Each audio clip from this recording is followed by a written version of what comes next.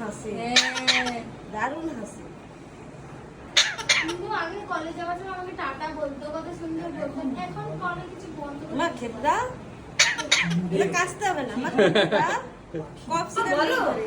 মা লজ্জা করছে। আরে ও বলবি না। আরে বাবা দারুণ তো। কাশছে। খেতে দাও, খেতে দাও। হ্যাঁ মা। কে গো? কে?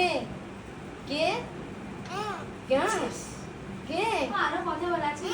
মা খেতে দাও, খেতে দাও। বলো বলো খেতে দাও, খেতে দাও। মা খেতে দাও। মা খেতে দাও, খেতে দাও। হাত এখানে বসে মা খেতে দাও।